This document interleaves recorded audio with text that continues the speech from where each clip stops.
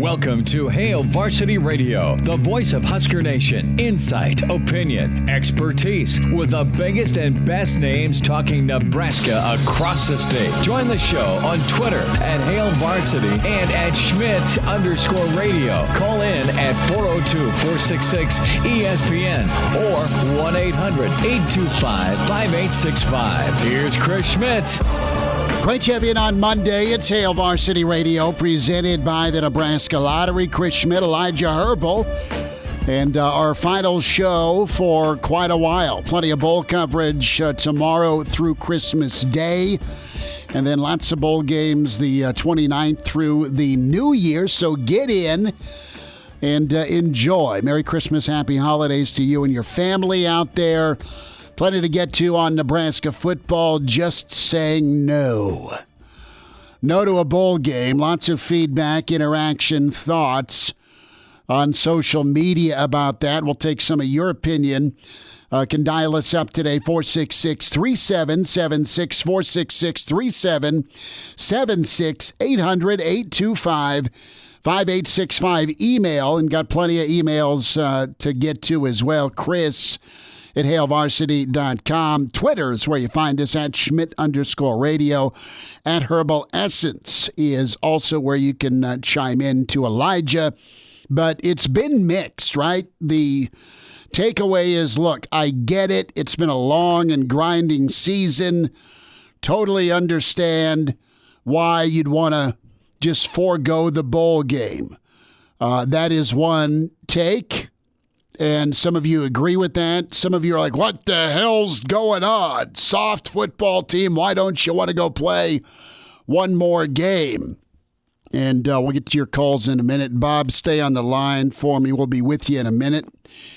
And I'm going to read into this probably a little too much, but I'm going to read into the fact that the team voted and did not want to play is pretty telling. I think it's got something to do with being away from their families since March. I think it has something to do with being in their own little bubble since March. I was talking to a friend in the NBA, and he was kind of not supervising, but was kept abreast of what's going on when the NBA players had to do their bubble thing. And while they played and got paid, it was like they were doing time because, it was constant quarantine. It was constant testing. It was, listen, you may have been in quarantine. You may have been home officing. I'm lucky enough to be able to have gotten to work during this pandemic, i.e. leave the house. Otherwise, my wife would have stabbed me in the neck several times. Pretty sure that would have happened. But so I've not had to quarantine or be off in lockdown like some of you have. I can only imagine, right? Netflix can only go so far. So I get the exhaustion, and Nebraska will get pinated a bit with the fight to want to play and then passing on the opportunity to play. That's not a consistent message. But my read-in on this is you've got a lot of seniors. You got a lot of guys who've been through a lot of things. And the vote was probably pretty close, fair to say, Elijah. There were some voices from what I've heard that were pretty strong for playing, and some voices that were pretty strong against playing. Right, and the point is it wasn't unified. It wasn't, let's go out one more time with Coach Frost, for Coach Frost, for us. It was, dude, we're good. We're absolutely good. They didn't want to play anymore. And this is not a situation where you're going to get 20 bowl practices. You're not going to get to go have a steak eating contest or go pet the great killer whale or, all the bull crap, no pun intended, all the bull stuff you go do as a team, right? The fun, the festivity, the reward, on top of the fact you're not even 500. You went out, you found a way to beat Rutgers, God love you. Because it would have been totally a burning offseason if you lose to Rutgers. At least you're 3-5. You go out with a win. Nebraska's not a very good football team. Their offense is a mess. Their defense's arms, legs, shoulders are tired. you would have played somebody and probably got your ass handed to you in a bowl game, because there's a percentage of the guys that don't want to play. It's about motivation. How many times do you hear it on a New Year's Day? Well, look, it's a 10-1 Notre Dame team. It's a great record. Well, no, hypothetically, right? Pick a squad. Look at Kansas State. I'm going to go back to Kansas State against Purdue in the Alamo Bowl. This is before you were born. But K-State was knocking on the door of a national championship. A&M upsets them. Drew Brees rips them apart in the Alamo Bowl because K-State was dejected and didn't want to be there. Their hopes for a national championship were dashed. Right? It's Nick Saban's second team that gets dismantled by Utah. Yeah, Utah. All right? Because they lost the SEC championship to Florida. Bowl games are about motivation. It's also about bowl practices. And if you get 4 of them, 3 of them maybe without pads, not going to do you any good. Go rest up, recharge, and figure out your offense. That's where I'm at. It doesn't look or sound good screaming to play and then voting to say no. But I get it. Did Nebraska make the right call? 800-825-5865 or 466-3776. We'll get to Bob in a minute. Listen, I have no problem with them passing on this, but I think it says a lot of things about where this football team's at. Them saying no. I think they're tired of playing, and I think the messaging from their leaders that wear headsets may start to sound like Charlie Brown's teacher. It's just white noise. Well, I mean, look at what the guys, they've been here since March, following their COVID protocols since March, haven't got to see their families. They've been stuck in Lincoln, doing their workouts and following their COVID protocols. You make it through a season, you 3-5, and then you look at a bowl game and you go, okay, we'd get to spend maybe 24 hours, 48 hours down at the bowl location. By the way, you're playing the day after Christmas probably, or the 30th. Yeah, you're missing Christmas with your family. You don't even get that many more practices for the bowl game. This year would be a couple walkthroughs. It's a participation trophy, for God's sake, is what it is. You didn't earn it. You're not 500. Exactly. It's a free year, and this team has had very little ability to create and sustain momentum. And then let's say the team goes and plays Army in their bowl game, because Army was looking for an opponent. Let's say you go play Army, you go get beaten by an option team. The Nebraska fans would be livid about that one. And then you go back and you get to see your family for a week and a half, and then it's right back to Lincoln, and you're back into winter conditioning. Bert emails in, they just want to go to the rail or the bar. It's true. They just want to be kids again. Just give them 3-4 weeks off. I don't blame them one bit, especially in a time like this during COVID where they haven't seen their family in 9 months. They geared up. They geared up to go play and beat Rutgers. All right? That was, dare I utter it, their bowl game. I think their decision was made before I think their decision was made that this is the last hurrah before the bowl opportunity came down. And they said, no, we've had enough. It's extremely telling. I think they need a break from one another, coach and players. How does that sit with you as a Nebraska fan? Should they still be forging forward? Well, you're questioning their toughness. Here's the other thing. And you have the right to say and feel what you want as a fan. You don't have the right to go attack non-professional athletes.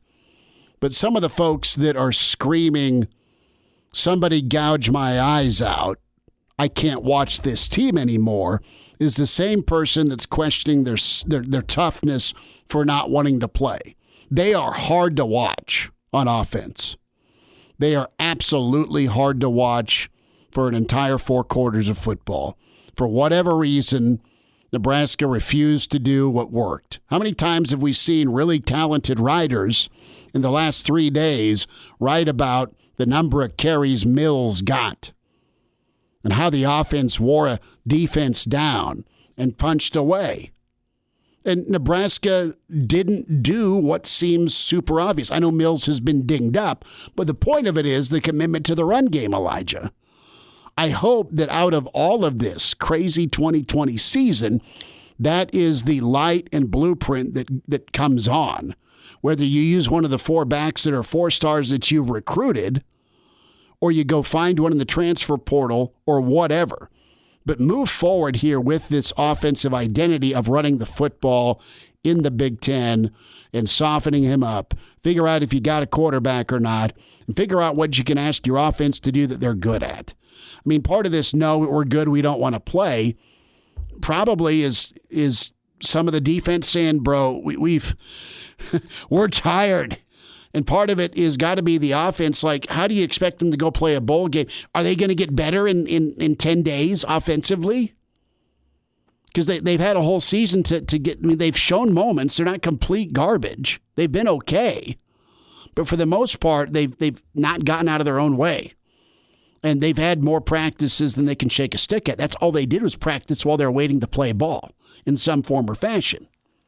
But they've not gotten any better with penalties and mental mistakes and holding calls and all of that. I mean, they're a team that needs to take a break, come back fresh, and get a hell of a lot better between now and when they meet the pig farmer either in Champaign or Ireland. Because then Buffalo's there, and then you're at Oklahoma, and then there's Michigan, and then there's Ohio State, and then there's Sparty, and then there's Iowa, then there's Wisconsin. It could get really bad next year. Let's go to Bob. Bob, thanks for hanging on. Go ahead. Hey, first of all, I'm glad Nebraska won. I did check on the game. I am happy also that they're not going to play in this bowl. I mean, Nebraska needs to go out on the fact that they won the game. It's going to be a long winter. They don't need to be focusing on going to a bowl game and getting their asses kicked. When they can go out, on this, yeah, it was Rutgers, but still, it's a win. That's right. That's absolutely right. They can go in, or they can refocus themselves for the season coming up, and they've got something, and they can use this win as a push off to the next season, and it's going to be a lot easier with a positive mental attitude from a game that you won at the end of the year, rather than thinking about the loss all winter long. And then that's going to make your job harder, make the coach's job harder. And I just really believe it's just far better off for everybody, the fans and everybody else. And since I already told you my opinion about Ohio State going, I don't think anybody's 3-5 ought to be going to a bowl game either. Well, it's a different year, Bob. Thanks for listening and chiming in. And yeah, I mean, that's just it. They didn't want to be there. Clearly, as a team, they voted and didn't want to be there, so don't make them go. Bob, thanks for the call. Do we do this? Is this okay to take? Yeah. All right. John, thanks for calling. Go ahead. Hey, yeah. Hi, Smitty. How you doing today? Good, brother. Go ahead. Good. Hey, 2 points. One, with the financial limitations that the athletic department is kind of under, I would guess that they weren't going to make any money on a bowl trip at all. Flying everybody out there, even on a short stay. You've got TV money. I mean, you've got Big Ten TV revenue, that side of it. But that's about it, right? Because you're probably going someplace that no one's going to want to go to travel to. And can you travel this time of year anyway?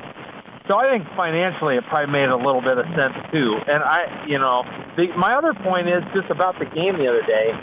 I loved kind of some of the stuff they were doing out of the pistol. Yes. And I know you mentioned it a couple weeks ago, or I don't know when. They had one series they had it against Minnesota, and they went right down the field. Right. And so I loved some of the dive option and lead option stuff they were doing with that. I think that is, man, I would love to see more of that. And I don't know if they want to make that part of their identity or not, but I sure would like watching it. No, John, good call on that. And absolutely, thanks for phoning us here on Hail Varsity 466-3776.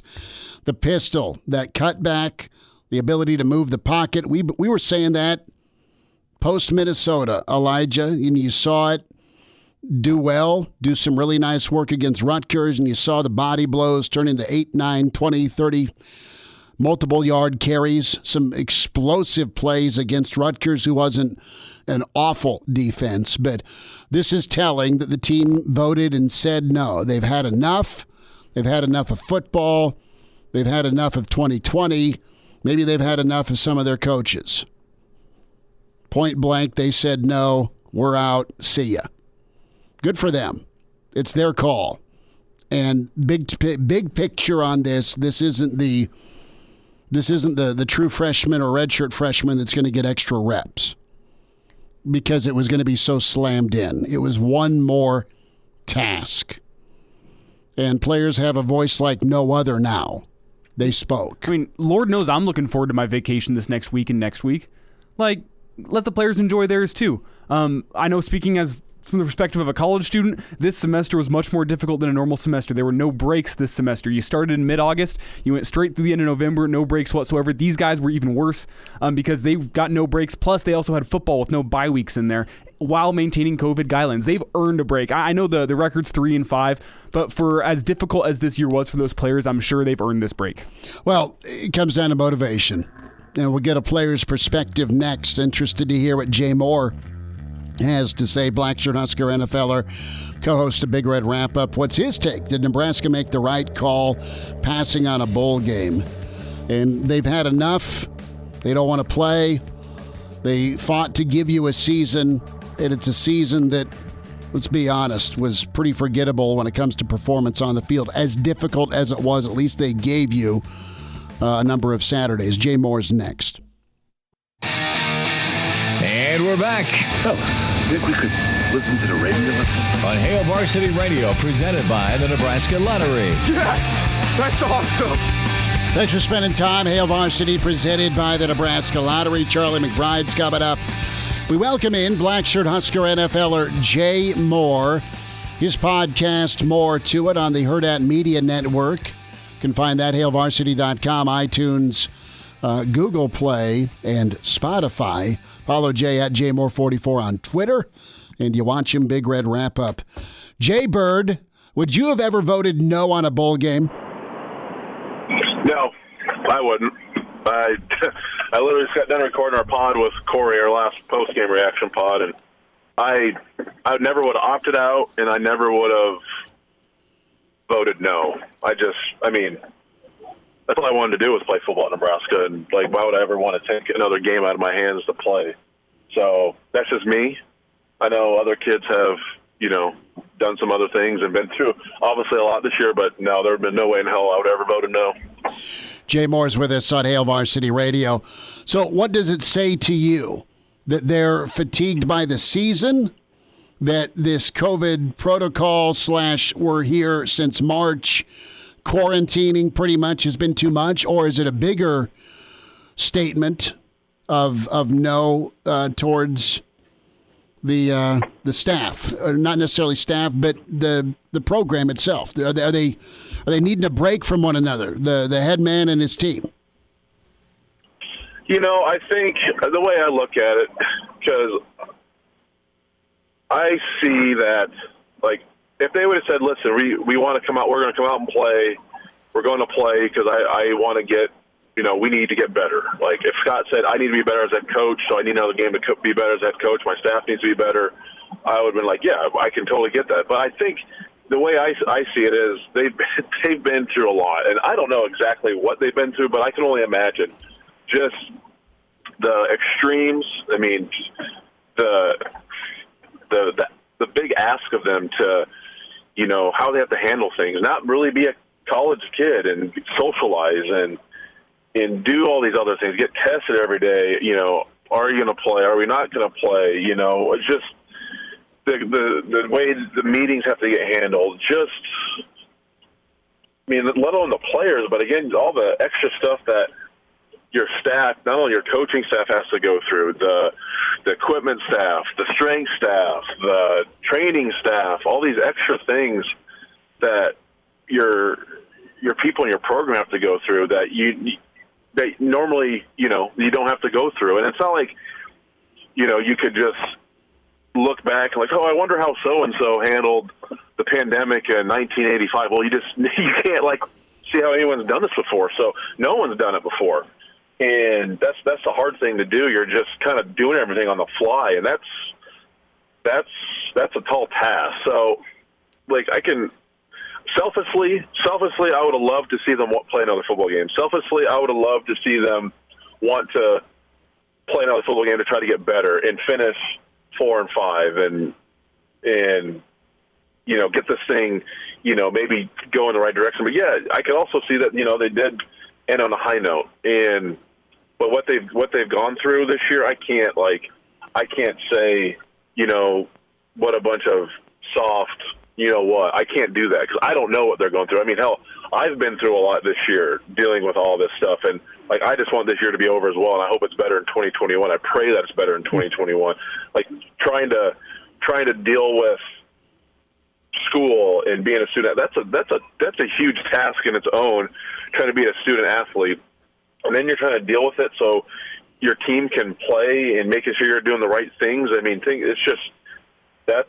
I think people underestimate how demanding that can be. And I think some people, the social media is just hey, it's one of the worst places ever sometimes. But people, comments on this, I've been asked to, I've worked through all this and doing this for all this. Well, that's one thing. Going to school is one thing, and then going to school and then playing football at a very high level, that's a whole nother ballgame. And then dealing with all this stuff, that's quite a demand. And these kids aren't getting paid millions of dollars to do it either. So I can't fault them at all for making this decision because this year has been a grind.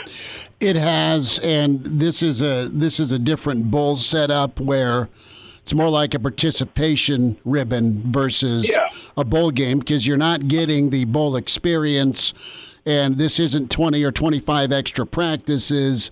It might be 4 or 5 practices based on where Nebraska would have been sent, and who knows how much of it would have been contact practices, right? It's not apples to apples where you're getting more work in going into the Alamo Bowl, Jay Moore, in 2003 to kind of springboard your 04 and 05 seasons. It's not apples to apples that way with the bowl trip.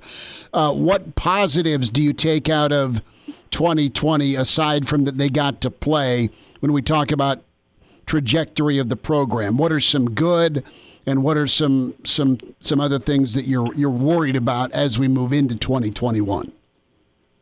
I think one thing I'm excited, but I do think they took a step forward. And I thought this year they were going to be kind of more of the crutch.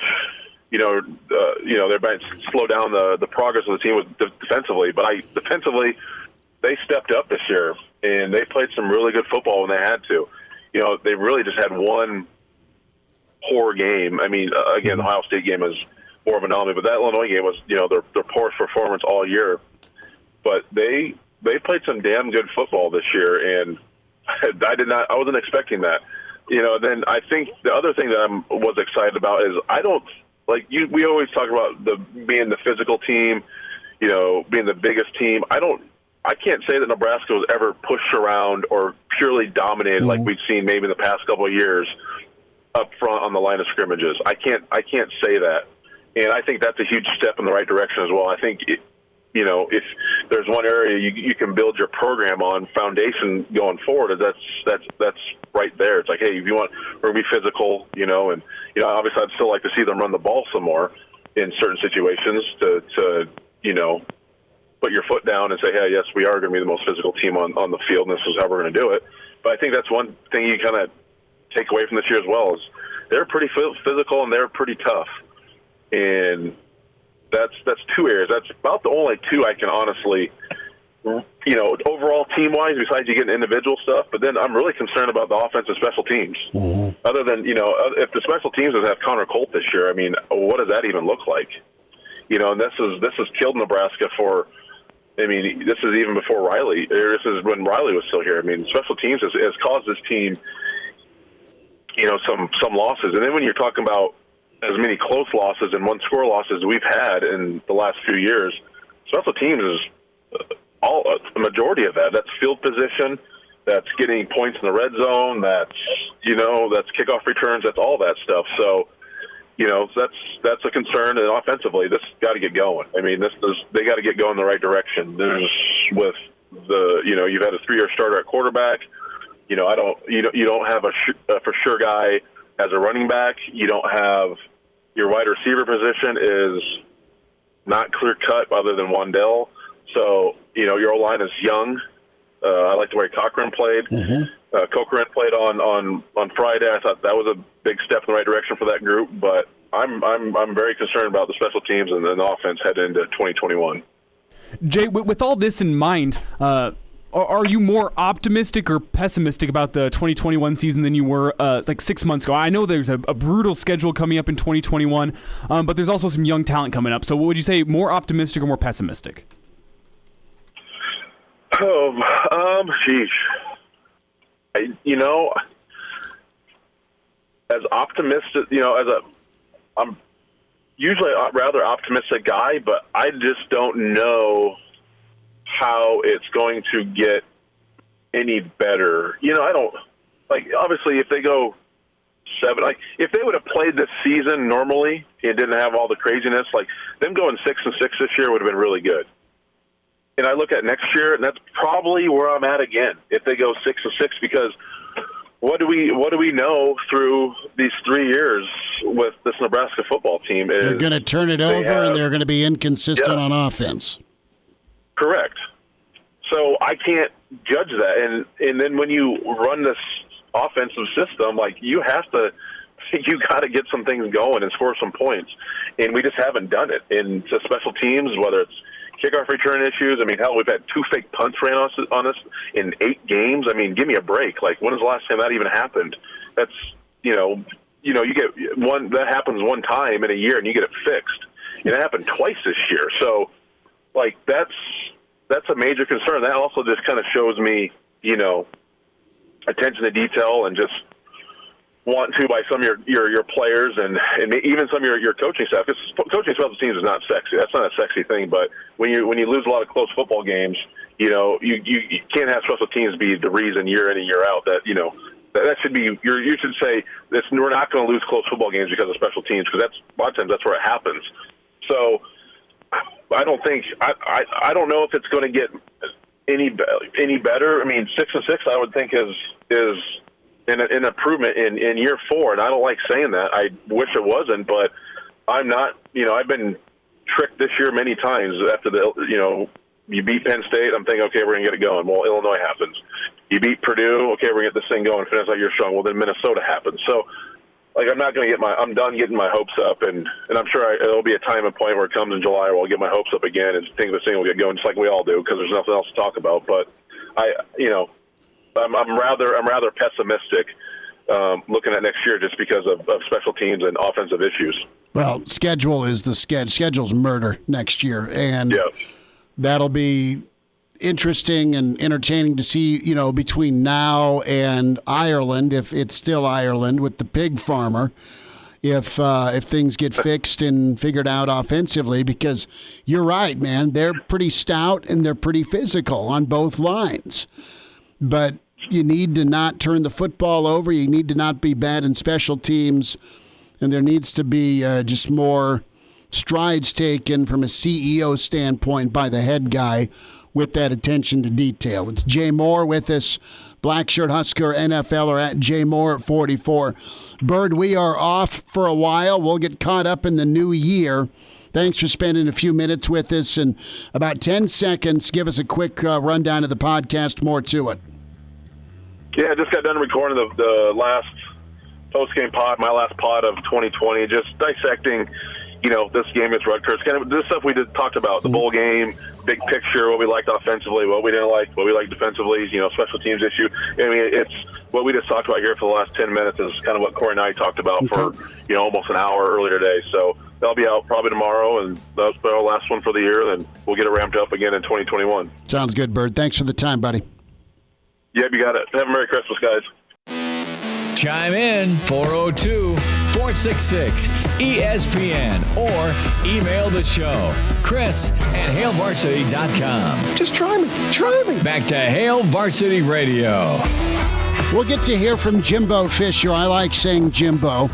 Jimbo Fisher's lobbying for a college football playoff spot that fell on deaf ears. Great to be back with you. It's Hail Varsity, presented by the Nebraska Lottery. Line open at 800-825-5865. We're talking Nebraska saying no to a bowl game. How's that sit with you as a Nebraska fan?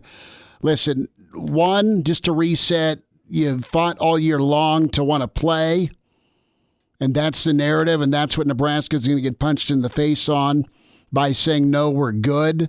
I think they're tired. I think they're ready for a little bit of a break. And the bowl season, if you're not in the New Year's Day 6 or the Final Four, is just a participation ribbon. It's what the bowls are. Now, Army should absolutely be going with 9 wins, all right? I don't know that if you're at a 1-win or 2-win South Carolina, you belong. But it is what it is, okay? And Nebraska is not the only team to opt out of a bowl, all right? So their prerogative, I think they want to break. I think they're tired. And if they don't want to be there, you don't want to watch them not be there. Because there's been enough instances on social media and phone calls where you've been at your wit's end with this football team's performance from time to time this year. They're doing themselves a favor. They may be doing you a favor. Regroup, be better. Let's see what 2021 looks like. Pete is with us on Hail Varsity. Pete, thanks for hanging on. Go ahead. How you doing? Good, man. What do you say? Well, I don't mind them not playing, I guess.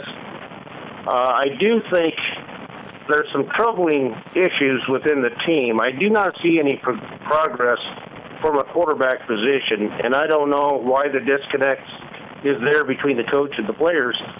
But if you're going to make some coaching changes or hire some coaches like a special team coach, then it's probably better you don't play in this game, because it would give the coaches that you let go a better chance to get another job, and it'd give you more time to look for coaches to come in. But, none of us have been through what those players have been through, so I don't think anybody has a right to say that they're soft or they should be playing. We haven't been through that protocol. Exactly. I think they do need a rest. I think the coaching staff needs time to reflect. I think while it's fresh in their minds, they need to go through the season and decide what they're going to change, because it cannot continue. And I think Frost is not going to live a long life if some things don't get changed. And I think his assistant coaches they've never coached at this level, and they don't have a lot of experience. And I think if he's going to do himself a favor and the football team a favor, he's going to have to really look at his assistant coaches and see if he's getting the best out of them, or does he need to make a change. Pete, good stuff. Thank you for the phone call. Appreciate you tuning in. I always love your input. That's very fair, man. I mean, you had changes last offseason. You brought Dawson back. You got a lot out of Tuioti this year in the defensive line. Linebackers were stellar this year. Secondary's phenomenal. And Shenander, everyone's favorite punching bag, coached a hell of a defense this year. And I know you're going to point to yards and points allowed and all that. Listen, they carried the football team this year, period. They were the bright spot on this team. Quarterback inconsistency. Adrian's completion percentage is top 5 in the country. Great. But his turnovers, I mean, he averages 9 turnovers a year, right? That's fumbles. That's interceptions. I mean, that's a lot. And Nebraska's insanely lucky. They earned it in the second half, but they were insanely lucky to only be down 14-7 at half with 3 first-half turnovers. They just kill you. They just zap you. So we have questions, Elijah, to talk about here moving forward here. Who's coming back and where do you go? Do you have a running back? Do you have one on the roster right now that you've not narrowed down because of your rotation philosophy? Do you have a quarterback? Do you stick with Adrian? Do you talk to Luke about switching to a receiver spot? So guess what? You've got Wandale and Luke and maybe Omar or Alante or Austin Allen. I mean, give your quarterback more weapons, right? So do you have that talk with Luke and go that route? I mean, who knows who's coming back? Who knows who's leaving? And when I look at the seniors, 2 guys I would think about coming back if I were them, depending on where they grade out, Honus and Stilley. I think everybody else is gone, and that includes Cam Taylor-Britt. If I'm him, I'm going to the NFL, man. Offensively, if I'm Forniak, Gonzo. If I'm Stoll, see ya. It's not that I don't want him back. I'm just saying I would move on. And you also got to wonder, not that Juergens has been bad recently, but do you look at Cam as a guy that's a guard opposed to a center? Do you have a true center or a better center on the roster? He's too good not to play. I agree with that take by the coaches. I think Cam's a monster. I think he's super talented, and when he's on, he's really good. But do you have your 5 best linemen right now playing football? Is there anybody pushing Benhart? And listen, he was a true freshman. You know what it's like to play tackle, Elijah. So there were a lot of holding calls. Same with Piper. There were some instances there, and I think Ethan's going to be pretty talented. Same with Benhart. I think Turner Corcoran's really nice. Sorry, overreaction after one game, but wow. So you got to find a new guard, and you got to figure out if the 5 guys you finished with are back, or you can kind of move towards more of a run-centric offense that has worked when you've gone with it.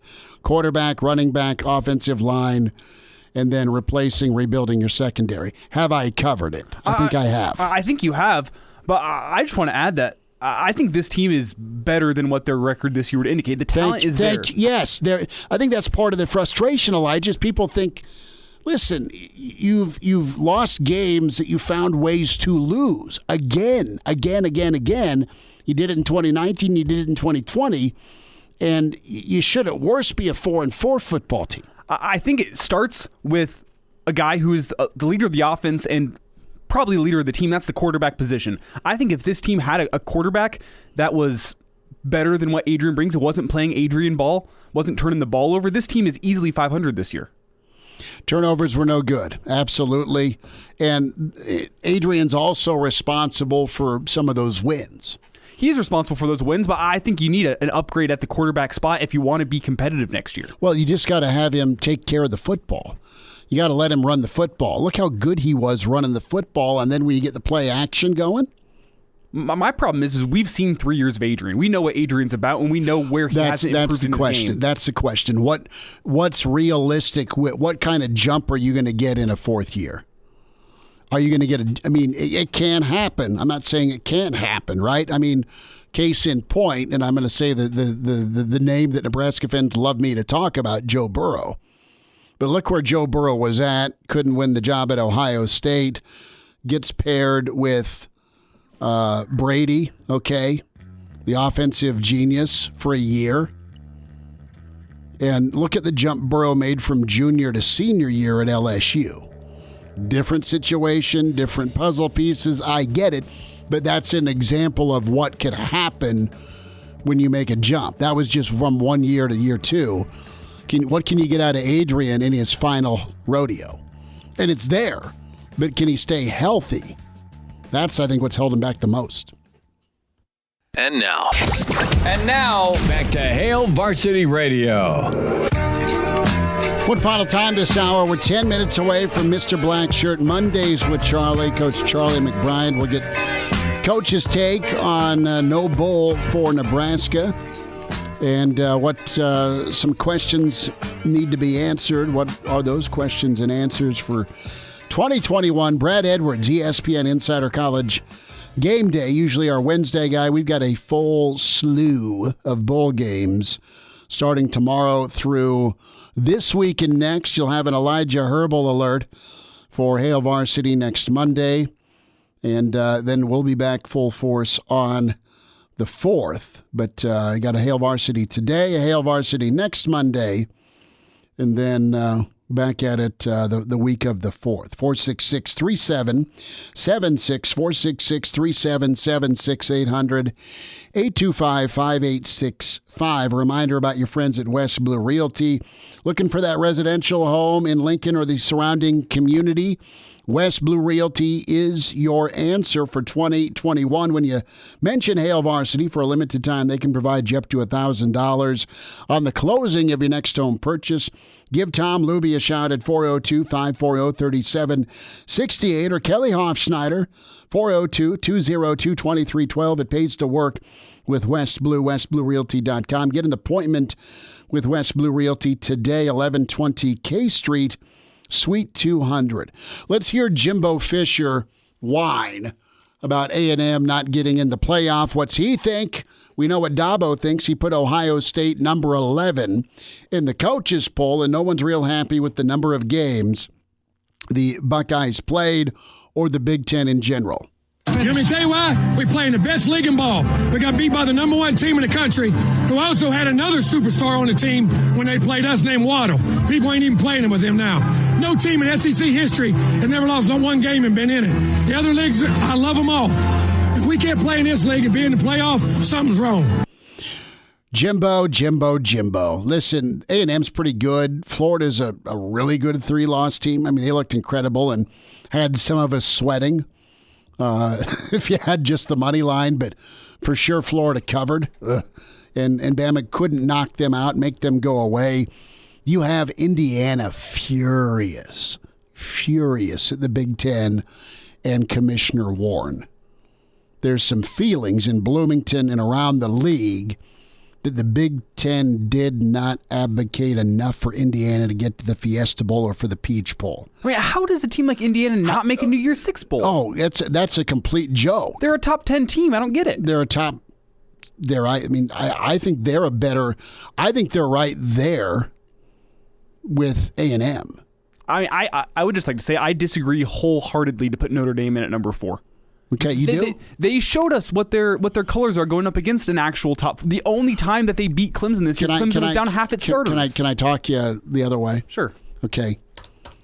Listen, they beat Carolina.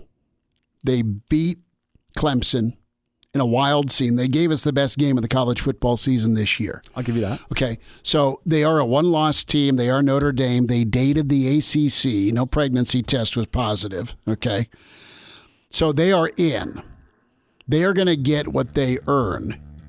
And whether or not you can argue or you hate Notre Dame, or you love, they are going to get pummeled by Clemson, which happened. And it's going to be illegal in some states what Notre Dame will face against Alabama. I mean, any team who got that. That is how they're going to be remembered. The COVID party at midfield and their last 2 games of the season. So they made the playoff, but they're going to get destroyed. Welcome to Hale Varsity Radio, the voice of Husker Nation. Insight, opinion, expertise, with the biggest and best names talking Nebraska across the state. Join the show on Twitter at Hale Varsity and at Schmidt_radio. Call in at 402-466-ESPN or 1-800-825-5865. Here's Chris Schmidt. Welcome to it. Back with you on Hale Varsity Radio, presented by the Nebraska Lottery. Chris Schmidt, Elijah Herbel. It is that time, and he might be wearing a Santa hat. I'm thinking he might. Charlie McBride's with us. Mondays with Charlie, Mr. Blackshirt. Coach, Merry Christmas, Happy Holidays. How are you? Same to you. Well, it's beautiful here. It's warm. I can't believe it. And they said we're going to have maybe some snow tonight or who knows when, but it isn't going to be much. So I suppose we're going to get paid for this later. That's kind of how I'm feeling. We have mid-50s today, mid-50s tomorrow, and then we're going to get just shellacked probably with cold. That's right. But you know what? We'll take the good with the bad, a lot like the football season, right? Some good moments, some tough moments, but very reminiscent of the Nebraska weather. Wait 15 minutes, right? So yeah, it's going to be it's going to get ugly. I'm interested to see what you have to say about Nebraska saying no to a bowl game. What are your thoughts? Well, I don't, I think in this year, the bowl games, I think probably aren't going to pay a whole lot like they used to, just because they're going to be cut. A lot of people won't be going to some of them, I'm sure they will. But the money factor is a big thing when you get to the down-the-line bowl games. And by the time you get done, there's been some games where schools have spent, these $750,000 games. There's about, 10 of those kind of games, and that they don't make enough money to pay for the whole team and the plane trip and the whole thing. And, with the way money has gone this year, I think probably that's, there's probably some teams going to bowl games that the administration probably wishes they weren't because of the financial part of it. It does cost a lot of money to take everybody down there. And, so I think that may be a little bit of it, but I think I heard a couple of the kids say after the game that, they'd like to see their folks. Some of them haven't seen them since last March. And maybe it's the right thing to do is you hate like heck to miss the practice time. And that was the best time we had because you could work with the younger guys. Charlie, you look at the practice time and let's just fast forward it. Say you're playing the day after Christmas or say you're playing the 30th. I mean, it would have been because we're already the December 21st. You just got done Friday. You just wrapped up the Big Ten champ. So it would have been less practice time. It just didn't add up. I think the players are just tired. I think they want a break, and I think they deserve a break based on all they've been through. They've pretty much been under quarantine since March, and I'm just wondering what good it would have done to go play. And, I mean, yes, you want to play and you get better by playing, but you know what? There's a lot of things Nebraska needs to look at from a coaching standpoint to kind of get their kids ready for 2021. That's my take on it. Would it have been a better finish than what you got in the second half of Rutgers? Yeah, like you said, the time element is a factor for sure, and that may be in the whole thing, to be in. The short distance of time. And I don't think the interest is there because you aren't going to get the following at these places. Like, Nebraska would be a big team. I don't care what anybody says. They have probably the best following of any team in the country except for maybe Notre Dame because, of course, everybody went to Notre Dame, right? Yeah, well, just ask them. I mean, if you go to the Catholic Church, you're from Notre Dame, and that's the way it is. And so, it's Nebraska's always had a great following and been big money for the areas around there for people to come down and visit and things like that. It's been real positive. For the restaurants and everybody, of course, is shut down or half that. You don't know what you're going to get into, and and what if something would happen to COVID or something? When you got to the game, it'd be So I'm not too sure they didn't. I thought maybe they'd shut them all down. Well, they're going to be playing. The team voted Saturday, I should say, and they were fine with how the year went. What did you like about Rutgers? What frustrated you about the game against Rutgers? Well, the hard thing to do is somewhere along the line something's got to be done. I mean, you have 3 years already of this, and the thing that I look at a little bit is that I think we got some freshmen that have really shown in the last 2 or 3 games. Mm-hmm. And the one thing is those guys are going to end up being leaders, and they're going to make some decisions on what's going on. And when you start getting the players telling you, "Hey, we got to cut this out," mm-hmm. and the thing I look at the kicking game is. That was used to get everybody to play. I think it just looked like it. I mean, so that everybody got a chance, and when they recruited, you'll play as a freshman and that, and they used the kicking game probably as part of it. And I don't think that's a good idea. I know everybody wants to play and all that. If you're a competitor and you think you're a good player, that shouldn't bug you. You ought to know where you stand, and and all of this stuff, and the decommitment stuff. Any kid that decommits after he commits, to me, they don't end up being much. I mean, those kind of kids you don't want around anyway. I mean, if they say one thing and do another, that can be a bad deal.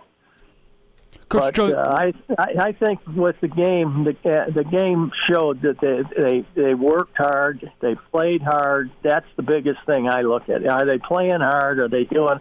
Yeah, they're fumbling the ball. I said I'm going to do one thing. I'm calling up the backfield coach and tell him to teach the quarterback how to carry the ball when he's running with it. Yeah. He's flagging it all over the place, and that's part of the problem. And the thing is those are things that have to be done. I know one day a year when we were playing, we used to have the quarterback in the tackling drills. And he knew how to tackle. They knew, from high school they did. But, it's kind of funny because, you never know. Look at in pro ball, you see it a lot of times where the guy breaks loose and the kicker's knocked him out of bounds, or he's blocked and tackled him, or whatever the case is. So, who knows? I don't know. Coach Charlie McBride's with us here on Hail Varsity Radio. And, Coach, you're right. It's now 3 years that we've seen Adrian Martinez leading this offense, and he still had his struggles against Rutgers on Friday night. So do you think that Adrian is the guy of the future and the guy for this team in 2021, or do you think Coach Frost needs to start looking elsewhere at the quarterback position? No, I think he'll start. I think he'll go with Martinez. Mm-hmm. I mean, I really do. And I think he's grown up a lot. I think he's,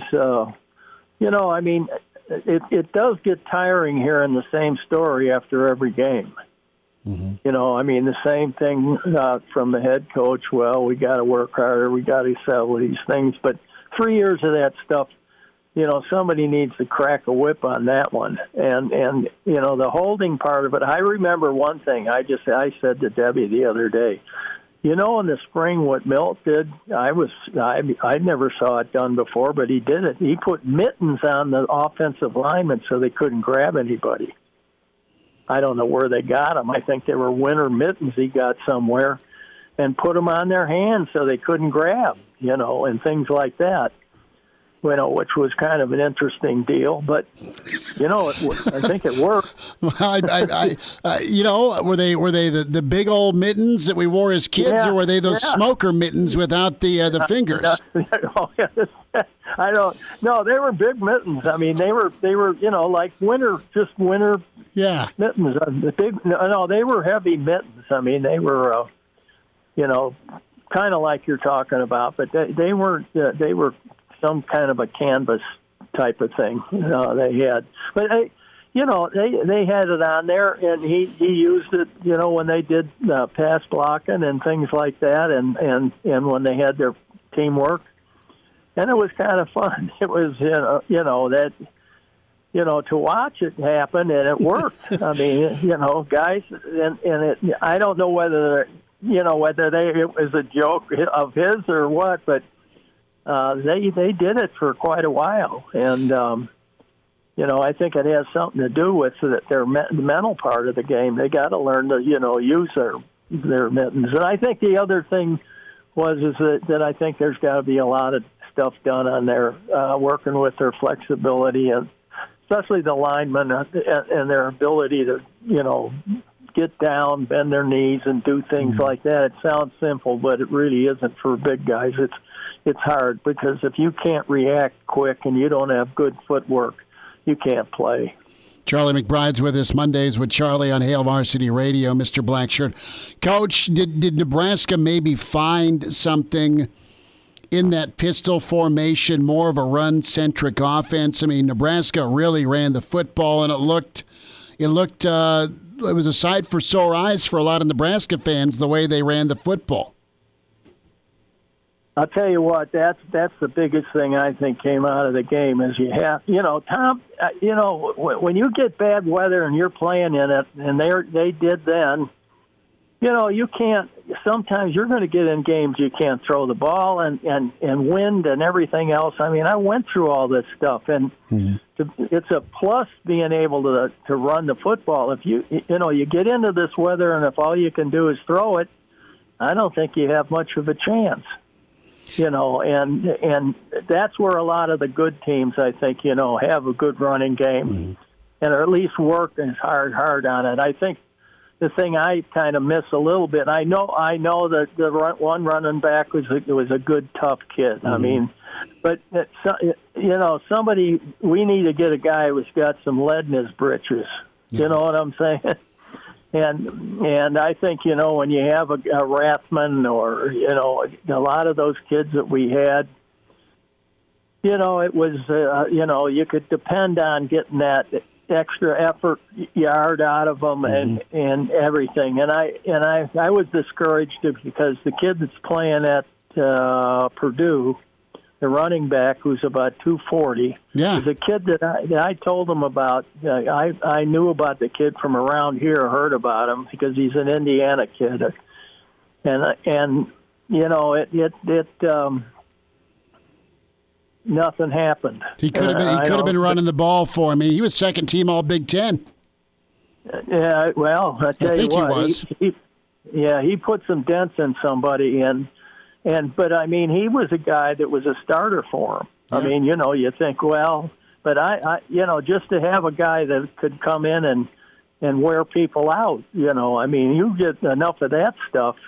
We did a good job on him. I'll tell you that. That's one thing defensively. We did a good job on him, and because he didn't really get that much out of playing against Nebraska, and that's good. But I just think that somewhere along the line we've got to get a couple of real physical type backs.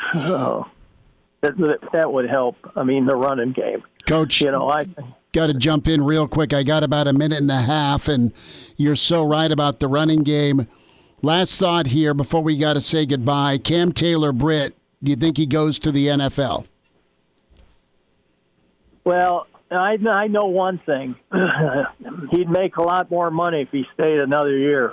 Really? Because I think he could. Yeah, I think he could be a really dominant player. Now, I think he can play in the NFL, but he's not going to go as high as he would if he had another year under his belt. But that's, that'll be tough for him to lose because you'll have a whole new secondary almost. And I think there's kids there, but there again, you got to start from scratch. They have kids that have never played, and you're asking the same question over again. Where if you lose a leader like he would be, that's tough. Coach, we'll get caught up next week. You have a Merry Christmas and a Happy Holidays with you and your family, all right? Well, Merry Christmas to you guys and Happy New Year. And I hope everybody makes it through this little ordeal we got going now that, and with good health and everything. So we'll be praying for all you guys that you all stay healthy and have a great New Year. You too. We love you, Coach. Thanks so much for the time today. Okay, thank you. Bye now. There he is. That's Mr. Blackshirt, Charlie McBride, with us. Good thoughts on Cam Taylor-Britt and his future. Brad Edwards going to be with us. Seeing this on social media from Ross Dellinger from Sports Illustrated. Bo Pelini not expected back at LSU. More staff changes as well. Bill Bush just joined that staff.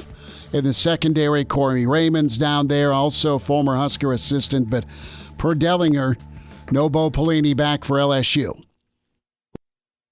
And now, back to Hail Varsity Radio. Good stuff from Charlie McBride, Mr. Blackshirt. And we welcome in Brad Edwards, ESPN Insider College Game Day.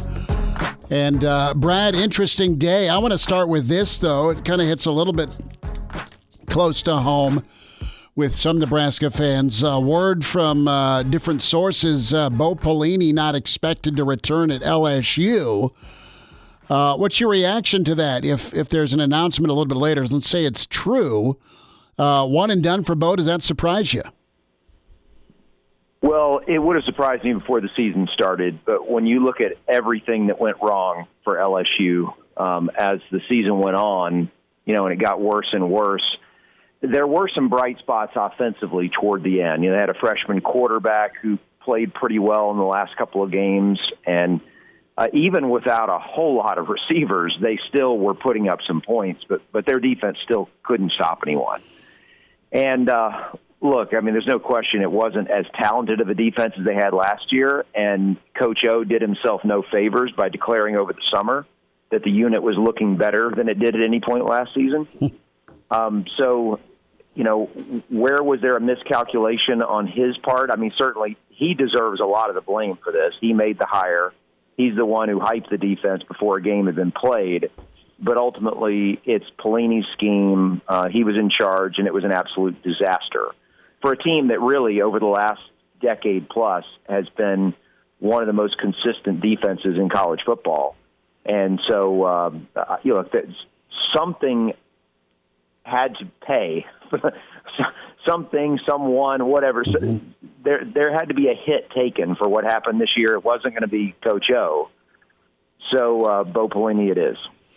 Brad Edwards with us, and I think once you get Bo's system down, it's effective. Now you got to have the talent to run it, but you've seen it at its optimum with 09 and Sue and company. That's it's as good as it's going to get, right? With the Pelini D, and you've got some NFL dudes running it for you, but it was too tough this year. 35 points. A game. Pelini's contract was a guaranteed 3 years, so Bo's getting paid $7 million. Yeah, Bo's collecting a lot of money. Good gig if you can get it. I know. Let's flip gears and talk about the college football playoff. And do you think the committee got it right? Do you like the Final Four we have? And if so, wonderful.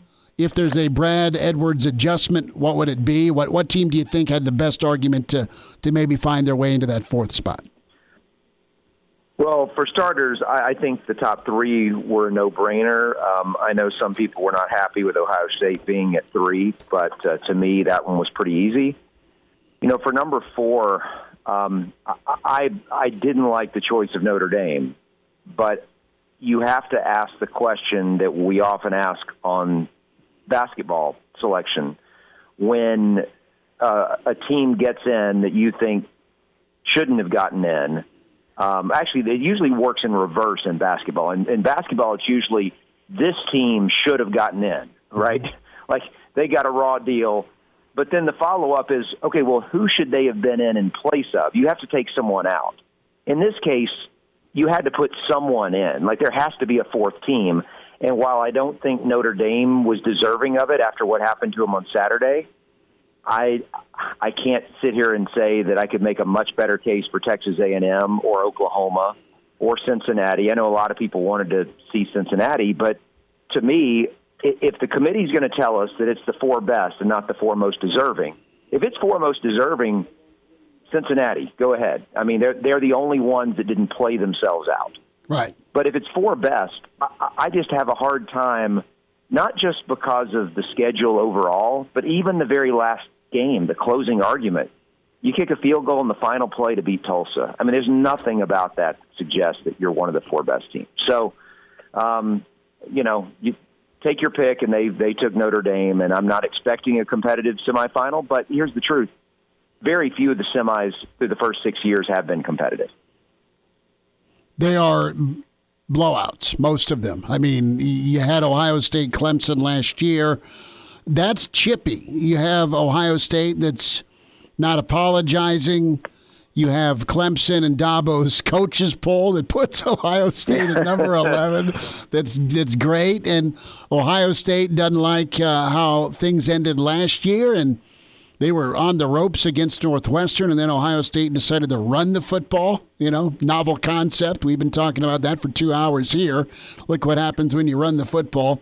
But how do you see that shaking out as we kind of preview it a little bit here? Is this going to be tight, or do you think Clemson's just too dominant, too superior to Ohio State? I think in a normal season, it would have been another really good game like it was last year.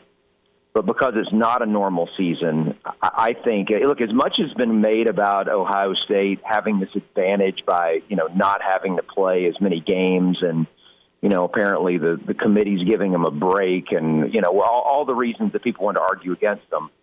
I think when you get on the other side of the selection now, that is not a benefit to Ohio State because they have – look, this is going to be game number 7 for them. There are a lot of teams that are still trying to get things figured out at Game 7 in a normal season, and this is a team that has not figured it out. That the lack of continuity. I mean, they went out and they played the first 3 weekends of the Big Ten schedule, and they have not played in consecutive weekends since then. And I think it just affects your ability to get better, to go out there and continue to get reps and to improve upon the things that you need to improve on.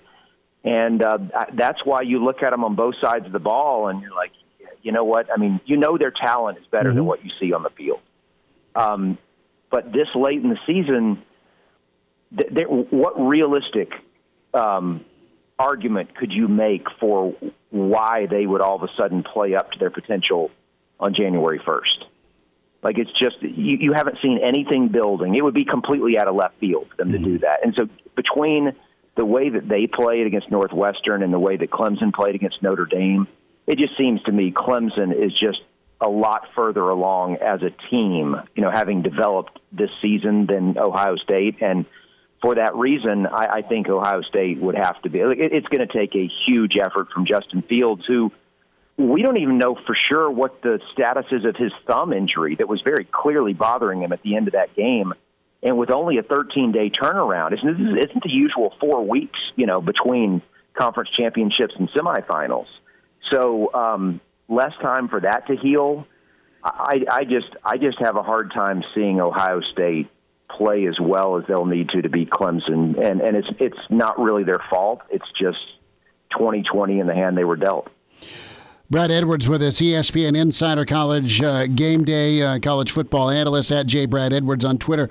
Where should Indiana be? They're in the Outback Bowl against Ole Miss. That's kind of a homecoming there for Coach Allen, was an assistant at Ole Miss. But Ole Miss and Indiana are in the Outback Bowl. You have Oregon and Iowa State in the Fiesta. You also have Georgia and Cincinnati in the Peach Bowl. You've got some at Indiana irate at the Big Ten for not campaigning for IU. Another shot at Commissioner Warren. Where would you, if you were selecting Indiana, who would you have matched them up with? Well, who was the team immediately ahead of Indiana in the rankings? I'm trying to think who got into a New Year's Six game ahead of them. Georgia and Cincinnati both got in the New Year's Six in the Peach Bowl. Okay, you've got the Fiesta Bowl, and that has Iowa State and Oregon. All right, and then you got A&M and Carolina in the Orange Bowl. Okay, yeah. I mean, for me, Iowa State is the team that I would take out. Okay, and I understand what the committee's doing, which is that they don't penalize teams for losing a conference championship game. And Iowa State played well enough in that game to have a chance to win. And they certainly didn't embarrass themselves, and they are a really good team. But I look at what Indiana did, and for them to not get a chance to play in that game and getting passed over by a team with 3 losses, and one of them is to a Sun Belt team, and it's a ranked Sun Belt team, sure, but that one I think would be the hardest one for me to take if I'm Indiana. Is they put Iowa State in now? Do I think Indiana's better than Iowa State? Not necessarily, and certainly without Penix. Sure. It's a tougher argument to make, and maybe the committee took that into account, which is that we've only seen him play one game without him, and offensively there wasn't much there. So I don't know, but I hate it. I hate it for them. It's not so much that I think we should deny Iowa State the chance. I think they deserve the chance to be in a game like this, and it's great for them. But I think Indiana deserved it too, and maybe more than anything, I just wish there were more spots. But you know what I wish? I wish they were. The correct answer is they should be in there instead of Oregon, right? Yeah, that's the answer. The system is set up where the conference champion automatically gets in, which is why I didn't go to Oregon first. But yeah, that's where the problem is. It's not Iowa State. It's that Oregon is getting into one of these games ahead of Indiana. But outside of that, I think Indiana should have gone to whatever the next best bowl was for the Big Ten. And end of the day, I mean, they're playing Ole Miss, and it's an Ole Miss team that has a really good offense, even without its two best targets in the passing game, who both decided not to play last week. And so I think that offense against the Indiana defense is a great matchup. And even though Indiana's offense is not what it was because of the change at quarterback, Ole Miss's defense is horrible. So I think it sets up to be a good matchup as far as strength on weakness. Yeah, exactly. I mean, whoever has the ball, it's strength on weakness. Brad Edwards with us here on ESPN Hail Varsity Radio. Brad, only about 30 seconds left here, so I got to ask you, college football playoff, is Alabama the team to beat? I think they're the team to beat, and I think Clemson is the only team that can beat them. I would hesitate to read too much into what happened to their defense against Florida. Not that their defense is great, but nobody else in the country has a player like Kyle Pitts that can cause you to have to change so much of what you want to do. So I don't think you're going to see Notre Dame run up a huge number on Alabama. Brad, Merry Christmas, Happy Holidays. Thanks for jumping on with us today, and best to you and your family this week. Okay, same to everyone out there. Merry Christmas. Thanks. Take care. Brad Edwards with us, ESPN Insider, College Game Day. Good stuff. As we went a little national, and we'll have a little bit more on Bo Pelini, dismissed from LSU. Hail Varsity Radio continues. And now, back to Hail Varsity Radio. So a little bit more detail with LSU. So this is where you're at. And Bo Pelini's done, and a source told Sports Illustrated that Bo knew he was done at LSU before the last game. So Bo is out. You have defensive line coach Bill Johnson's expected to retire, and it says also safeties coach Bill Bush is not expected to return. And while Nebraska is quite fine with their secondary coach right now, what have we talked about here? Are you going to make staff changes if you're Nebraska? And what do you look at? Can you get a special teams dude, right? And Bill Bush, for his career, was a big-time recruiter. And think about Prince Amukamara. Think about Alex Smith at Utah. Bill Bush is a guy who learned under two of Coach Osborne's amazing recruiters, okay, as a GA. And that's George Darlington and Frank Solich, both really good at recruiting, okay? I mean, George crushed it in California and out in Hawaii, and Solich was money. It just crushing the East Coast to New Jersey, right, specifically. I mean, Osborne had phenomenal recruiters. He was the best there is as well. I mean, just wonderful team. And then you had guys on staff that could develop incredible recruits. So it was perfect, right? Imagine that. But Bill Bush is a guy that was special teams. He was fantastic at special teams. When he was at Utah, he was a special teams guy here at Nebraska. In some of the special teams were pretty good when it comes to kick coverage and punting. All right, there were some issues with field goal kicking during the Callahan years, but Bill Busch is a guy that I think if you're going to make a move from a recruiting standpoint, Bill Busch has also coached in the secondary. He's coached outside linebackers. He's coached special teams, and he can recruit. He's a guy that knows the area, and I would look at him. I was saying that last year. He's a guy you look at. And clearly you had Bo and Bush working together, and Bo's so hands-on with his secondary that maybe Bill Busch thinks it's time to move on somewhere. So I'm not 1,000% if it's all LSU asking him to. That's three key components, right? Defensive line coaches retiring, defensive coordinators kicked out, and Bill Busch. You still have Corey Raymond there, I do believe, who was part of Bo's secondary here as far as a coach. But you went through secondary coaches like you and I are drinking a bucket of beer, Elijah. You had a lot of secondary coach turnover. Guys would go learn under Bo and then take off, or maybe it was just a situation where they wanted their own takes. But tough news for Bo. That's too bad because, LSU really just, because of their talent level, just kind of plugged in. Just plugged in great guys that end up being head coaches, right? Guy at Cal, guy at Baylor. And here comes Bo, who's super familiar with it, loves Baton Rouge. Baton Rouge loved him. And then every game turned into a shootout, and there was no answer. Remember, we were talking with the Pirate. Remember, we're talking with Leach. And the way Leach said, well, yeah, I'm excited to face – hell, yes, you were excited to face Bo's defense because him and Bo are friends. But the Pirate always had an answer for whatever Bo was trying to do defensively. Bo's defense can work. It takes perfect personnel. And you heard Ed Orgeron say earlier this year, dude, don't make it too complicated. Let him go play fast. Let him go play ball.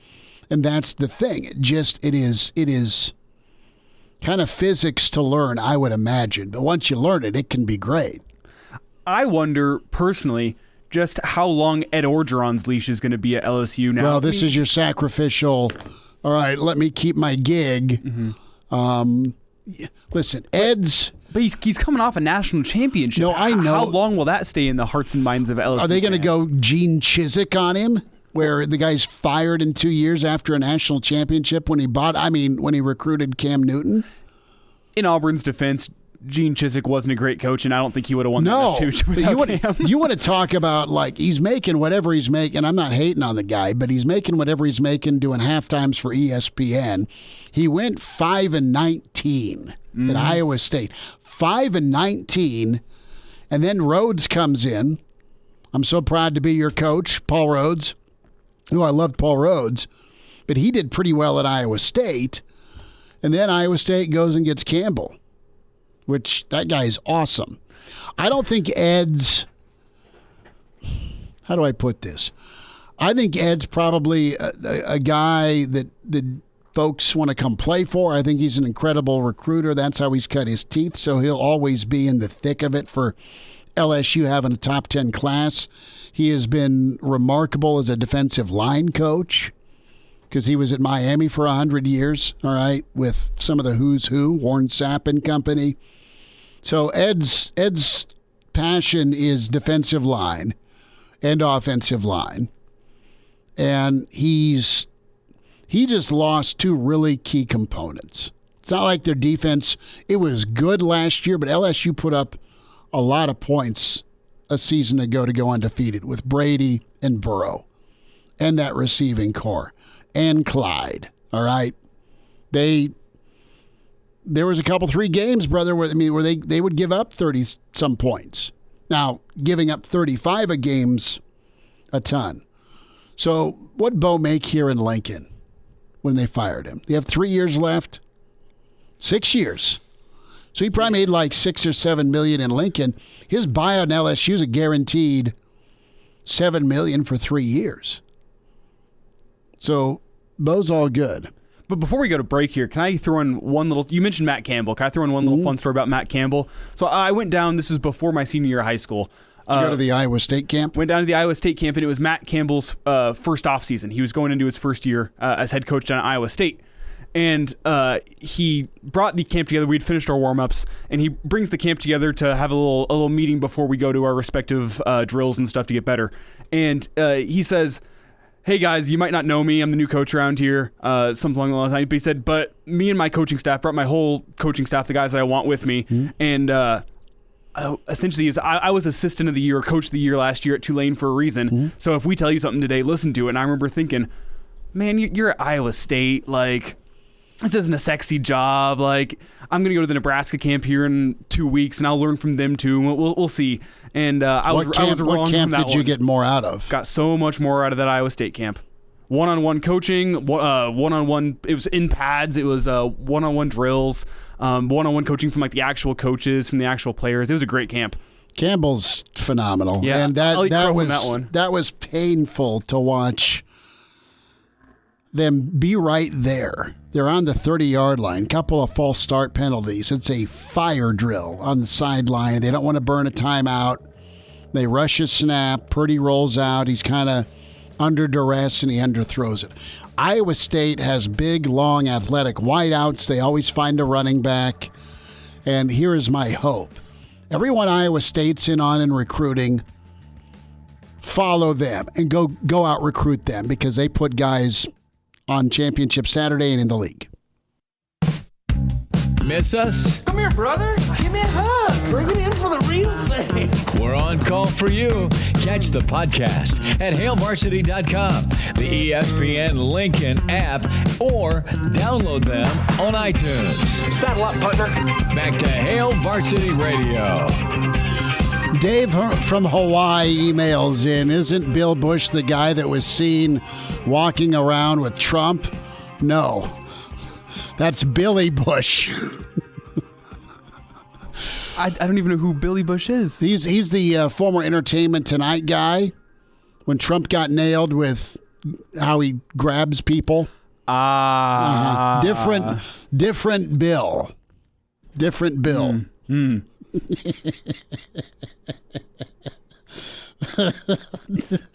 that the same? No, it's not. Imagine the media backlash that would come to Nebraska if we hired Billy Bush. Oh, that's not good. Oh, whew. What a way to go out for 2020.